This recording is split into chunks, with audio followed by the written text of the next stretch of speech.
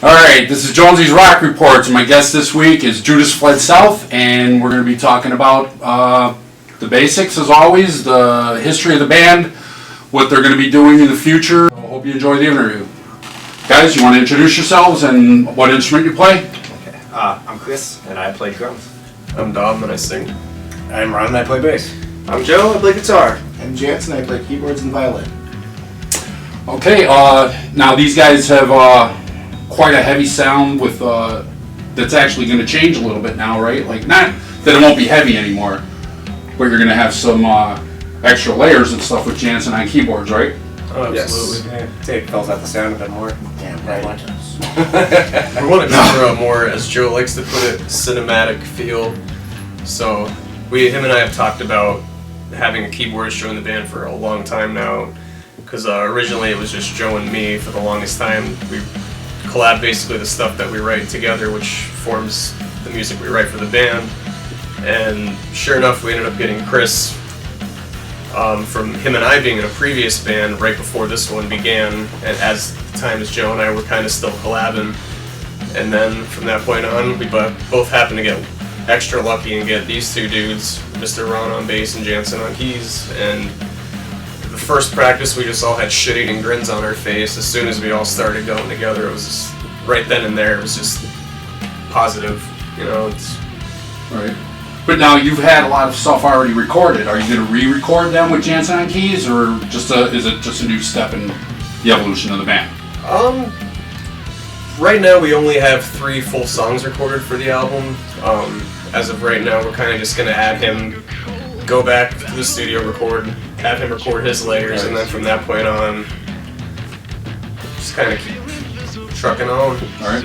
Now Jansen, you're one of the hardest workers around in this area. You've been in multiple bands, but you've cut things back now, right? You're doing your solo project, and you're still with The Way, and now you're with Judas Fled South. And that's it for now, right? That's it, probably forever. Okay. For building. Getting old, huh? No, I've done for filming. Since I've been doing keyboards, I want to play in a progressive indie band. Right. So here they are. So it's appropriate. Right. For me, it's absolutely perfect. Now, how many years total has it been since the band actually started? With Joe, Chris, and I actually beginning to get together, it's only actually been about 10 months at this point. Right. But it was funny because Joe and I for the longest time always wanted to write progressive style music, and I knew Chris would be able to put up or keep up with the stuff, and we put him through some shit. But at this point on, we could be like, Chris, let's start off on like a 6/4 and then go to like a 9/8. No problem at all. It's almost like he went through like a 2-3 months training process, and now he's Still a pain in the It's never easy for the drummer in a prog rock band. I mean, you're talking guys like Neil Peart and it's nuts. Now, speaking of like Neil, what are your influences in prog? What are the bands you listen to before starting out on your own? I mean, Joe and I are really, really big Tool fans. Obviously, Rush. Mars Volta. Yeah. A lot of video game music, inspiration. You too, huh? Oh yeah. Oh yeah. A lot of video games, yeah. So you're not alone in the world. Pretty much all of that. Yeah. King Crimson is who I meant to say. King Crimson. Yes. Yeah, That's going back. I should have gave you a hint on that one. That goes back to my days. So, all right. What's coming up in the near future for you? right? That's it. Yeah, as of right now, we're gonna keep shows kind of low key. We did book our first show for the 18th of September at the Irish Wolf Pub in Scranton, but as of right now, we really just want to focus on writing and recording. Ultimately, like we'll book shows here and there, but it's like we've all been in situations, and I know for a fact each of us have been in past bands where we did not focus on actually writing music, but more or less just writing maybe 4 or 5 original songs, adding a cover in the mix, and just playing out. Right. Coming to practices, basically drilling the set for another show, and nothing got accomplished. So I think it's safe to say none of us want to make that same mistake, you know? That wears you down quick. Wears you down real quick. So losing interest. So you definitely want to have your backlog of original material before you get out there. A CD. Yep. All right.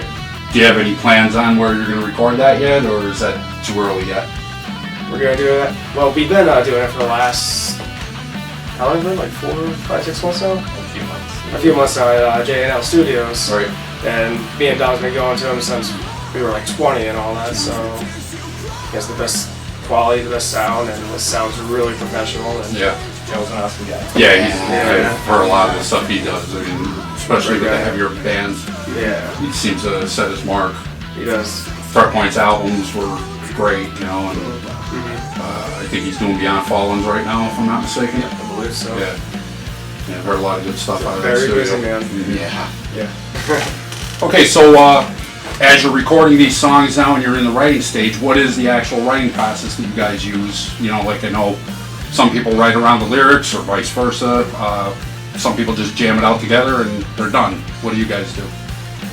It's mostly like, in the beginning, like I would bring a riff into the guys and all that, and we jam it out a few times until we got it. Like I love really, really proggy stuff, so like I'll bring in like all different all different types of time signatures and stuff, and we'll have to jam on it for like a few days to get it like to sink in, and then we just proceed to the next section, and then we pull our hair out more and proceed again. And that's what I have to say about that. That's basically it. Yeah. That's what happens. Yeah, And just then like you that. throw your lyrics in when it's all done. Like, how about you?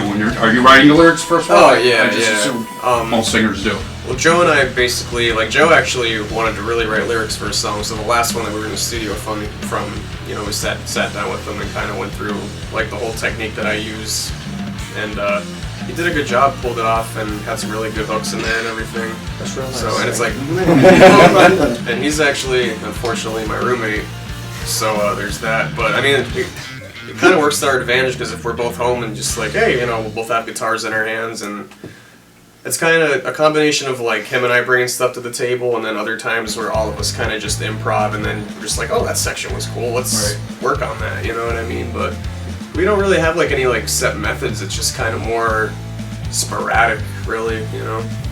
Okay, now for your lyrics though, most prog rock bands tend to be a little deeper than the average. I want to fuck you, I want to get drunk, Right. you know, let's party kind of songs. So Absolutely, yeah. you're just writing deeper songs about getting laid and drinking, or, or is it you're all into video games? Like, do you have? Well, I mean, I do love video games. I'm still under the impression that Joe wrote the lyrics inspired by Bloodborne, because Joe and I are both really big gamers, and so is Lance and all. It's not true. He's here to set the record straight. It's not true.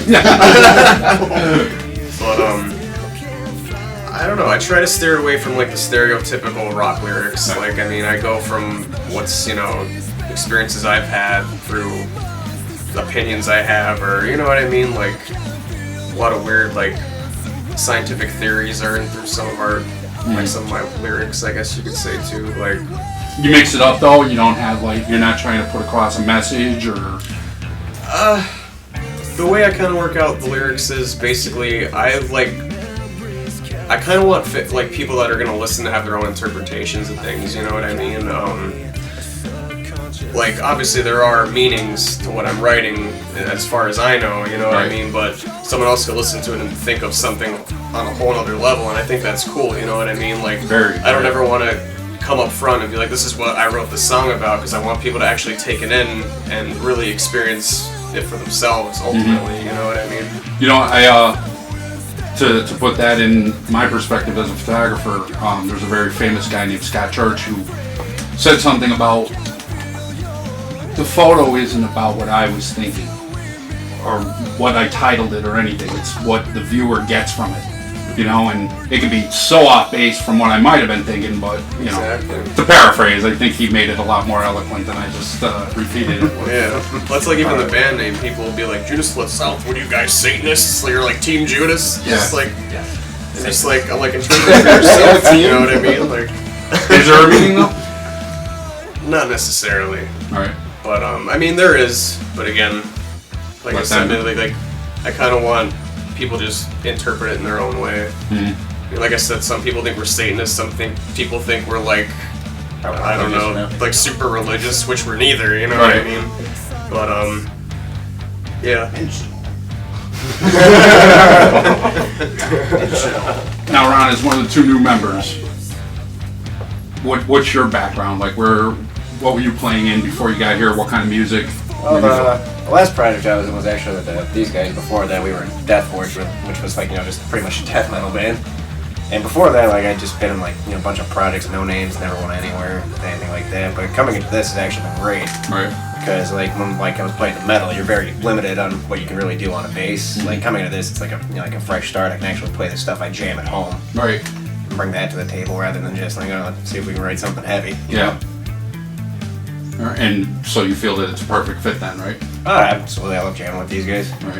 I've been playing with him for probably like the past, like since we started playing instruments together. I love playing with him. So you had a lot of prog influence too then, right? Oh yeah, but I think like one of the first bands we were on was just like a little prog band when we were in high school. It was actually with Alex Olivetti from Thread Point. Right. And we just jammed a bunch of weird shit and like that's what we did. Outside when I said I knew you, that's where it is now, Death Forge. Yeah. Yeah, I know. I see Death Forge a couple of times, and by the time you were nominated for the Steamtown Award, you had already broken up. Yeah. Yeah. Now, if you had won that, that would have been interesting. Yeah. Would you got back together? Probably for maybe some sort of reunion thing. Yeah. Just to bring out the gold record. Yeah. I suppose we technically would have to play that, I guess. So. Yeah, I mean, like, I definitely had a good time in Death Forge. I mean, when Joe and I were younger, we actually happened to be in a metal band years and years back, and it was like, it's like, don't get me wrong, I'm a fan of all music, but you know what I mean? Like, metal was just kind of, I felt like it was always a phase for me, and it's like I said, I loved being in Death Forge. I had a great time with these guys. We wrote some cool music, but to me, it was more or less like that was my kind of like out the door being like wanting to be involved with metal. I was like, yeah, I want something more out of music in general, That's the beauty of prog. I mean, there is a lot of metal undertones, and then it's mixed with classic rock and just heavy stuff. Like it can be anything, and then you can bring it on down and have some beautiful layered textures and all kinds of stuff. I mean, Really, anywhere you can't define prog really. I mean, every band that's classified prog is different than the other. Exactly. Oh, Absolutely. That's what's so awesome I about think it. it's just whatever you feel and where you want to take it. Right. Outside the box limits. So now, okay, you said you have 3 songs ready now, right? For the gig at the Irish Wolf, how many do you hope to have? Well, I mean, we do have more original songs. We just haven't gotten in the studio to record them yet. Okay. But the 3 that we have are like officially mixed, mastered, the whole 9. We have about 6 or 7 completely done right now, and all of them are at least about 7 minutes or longer. So I mean, it's kind of The one's rough to pushing really 10 say. minutes. Yeah, we do have one that's pushing about That's 10. ridiculous. That's my kind of stuff. I want your first CD. Absolutely. You got it. What up? It's not even on purpose that they're that long either. That's the No, first thing I it's- heard about them when I listened to the song. I didn't even see the track. You didn't see the track. I wasn't paying attention. It's like, It's like minute 6 something. I'm like, oh yeah. Yeah. it's like the way I feel. If it takes like 10 minutes to get your point across in one song, then take all that time, like all the emotion and what you want to say through your like instruments, and if you want to push it to that time length, then I say go for it. Right. Well, you've been doing prog a while. Like, I mean, Ova was very prog. I thought. Very probably, yeah. I always thought it was a like Pink Floyd and Toolish kind of Yeah, definitely. sound, And you're not with them anymore with their new incantation. No, I'm not. I done know with they them. changed the name, but I can't Yeah, remember. Signs and Wonders now. Right. Yeah, Last time Great I think I saw musicians. them was with you though, yeah. and you were on stage with them too. Yeah. I Doing was the over violin. for Actually, off stage. You were down on the floor playing the violin. I'll probably wind up cutting some footage into that, or at least pictures, because I had ear problems that night. I couldn't hear anything. it was tough. It's for anybody. It was tough that night. But it was Yeah. fun. Yeah, It that was a great really night. fun. It was Mhm.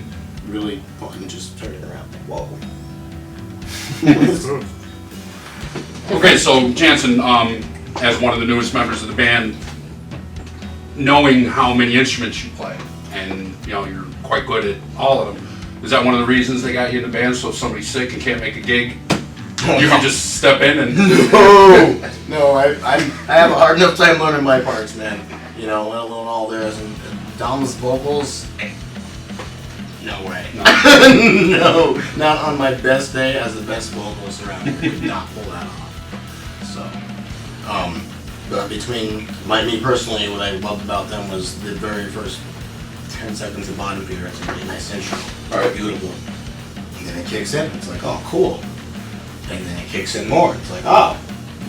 And more, it just keeps doing. I'm like, all right, guys, enough. Like, good, you're already good. You know, I'm overly impressed right now. So, like, my first time coming here, I was extremely nervous. You know, I was saying that because I really wanted to be a part of this, really bad. You know, and Dom, I've been talking to Dom. I don't know, a couple weeks before I played for Prosody the one show. Right. I did guest keyboards for the one show, which was fun. And I was talking to him that day. I was practicing with him. I was just like, man, progressive rock.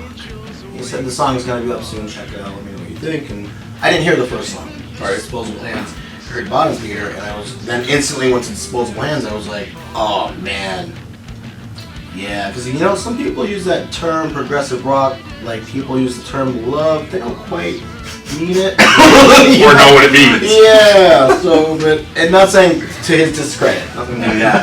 I've heard people say, "Yeah, we're prog rock," and every song's in 4/4. And I'm thinking, I mean, it's a time signature. Right. Progressive rock is like a bunch. You know, sorry, Joe. Or your chair. Sorry. I'm still, my mind's reeling. You said you added some keys to Prosody. Now, how do you put in some beautiful layered keys to songs about necrophilia and cannibalism and mass butcherings? The music was those are very, very old school guys that I knew when I was a teenager doing my animals and stuff. So I had no problems. Like the music was there, and I was only supposed to play an intro. The funny thing was I went to their practice and just kind of played along with their songs, and they're like, "How do you know these songs?" And I'm like, "I have your CD." Yeah. I learned everything because I didn't know what they wanted me to do. Right. And Chris is like, "I just gave you this CD 2 days ago." I'm like, "What do you think I've been doing the past 2 days, man? I've been, you know." And they're like, "Oh, we'll play the whole show." I'm like, "Oh, all right." I wish I was there for that. It was Sorry fun. I missed that. Nah, it was fun. It was. At one point, there was like 7 people on the stage singing that one song. Yeah. Yeah, it was really that one song. Yeah. Which one? What's a really long name? It's good though. They have a video for it. Oh, I think I know which one it is. Yeah. And I'm gonna Jane's draw a blank Jane right Motion. now. Yeah. Now, how about when you joined? Was it the same for you? Like. It was a bit intimidating walking in the first time because a lot of bands I joined before this, you know, they just gave me a set list, you know, one day done, never really touched again, never had to practice it. This is constant. It takes me a week almost just to get one song down with these guys, you know. Right. And it's just like I have to constantly practice after that. I can't just learn it and forget it. Like I just have to keep on hitting it. It's a challenge, and I like it. Yep. Now, as the drummer, your past experience with the metal, was that a big jump coming into the more prog? That was humongous. Like you said, I played in a metal band for a long time, and it's a lot of just playing fast. I mean, some of it can be technical, but it's not as technical. And then when I jammed with these guys, Joe would come down and he'd jam something, and it'd be like, "Joe, no, what time is that even in?" He's like, I don't know, let's count it. Oh, I think that's like 11:16. What do you want me to do with that? No problem. What the hell? Like, yeah, so it took me a couple months to get used to playing this stuff, but it's so much fun. I love doing it, and it's a blast. It definitely opens up a whole new element to playing, and I love it. Right. So you feel all of you together in this kind of band is making your playing way better? Oh, definitely. Absolutely. On a daily basis. All right. That's good. Okay, let's end it with talk about the gig again. It's where? It's at the Irish Wolf Pub on September 18th. Is it your show, or are you opening for someone? I guess by the looks of the flyer, I'm assuming we're co-headlining. I Trust You to Kill Me, us, a band called Standoff, Vow. I do believe there might be one more, but my memory's a little hazy. Okay. And the date again? September 18th. Okay, and then by the time that shows up, you'll be closer to ready for the studio. Do you have a set date for when you're gonna like release the CD, or just when it happens, it happens? Yeah, it really depends on how many sessions we can get in, because Loftus is a very busy guy. Right. We're going in again on August 10th. I have to finish up some vocal tracks, and then we have another date set for September, and we'll basically be go like track by track, just to keep everything at a steady pace. But Here's a question: what do you think about how you're going to put it out there? Are you going to go classic and try to get it distributed, CDs, or are you going to distribute electronically? Both? most likely both. Yeah. So like you'll have the CDs at the show. Yeah, physical and digital, definitely. Absolutely. I love physical still, like, so. Someone you can actually hold on to. Yeah. We'll have mental as well. It's like Oh yeah. it's new. It's subliminal. It's from the future. It's not even out yet. Okay. So it's leaps and bounds above what Neil Young is doing with the new MP3 type thing that he wanted to revolutionize. Wow. He's gonna be mad and he gets pissed. Well, Joe, we write riffs like that now. We think like I'll be sleeping and I wake up and I'm like, huh. No, I'm not using that. I do not use that. Sort of the one, Jensen. All right, guys.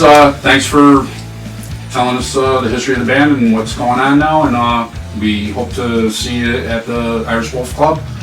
And good luck with everything in the future. Thank you. Thank you for your time. No problem. A recollection to mend this shattered past. I know you cling to me, I can feel your presence, may it last. A vessel long buried, and still it feels just like yesterday. Can't come to peace with this, so many years and I still can't find a way. Lost on wheels, there's notion of despair.